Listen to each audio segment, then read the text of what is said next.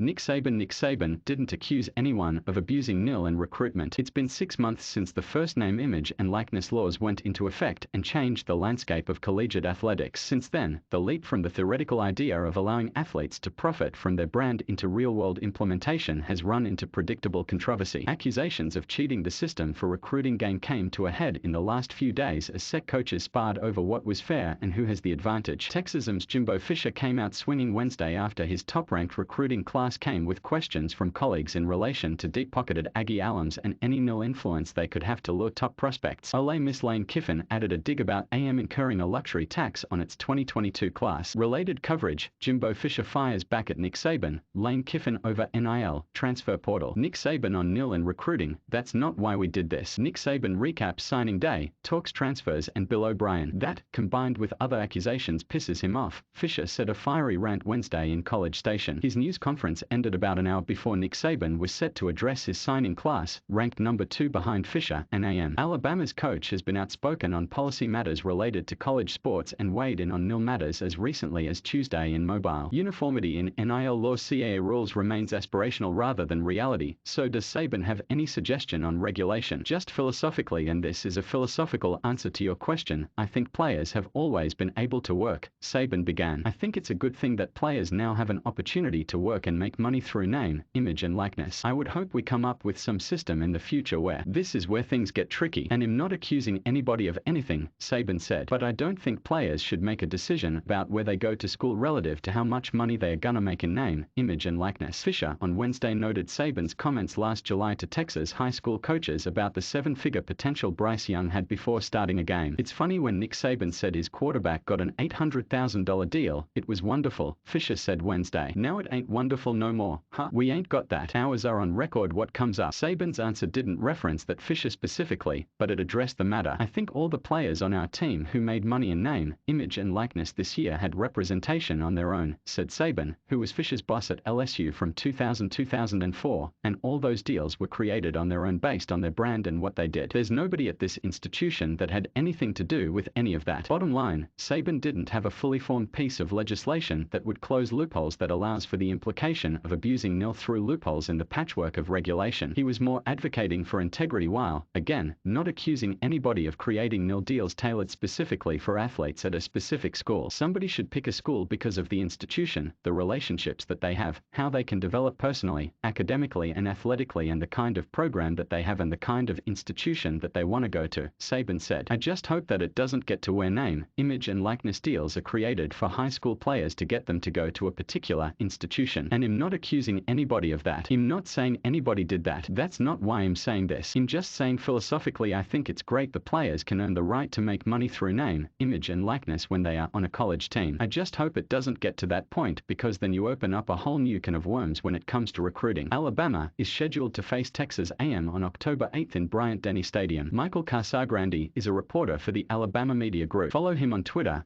@ByCasagrande or on Facebook.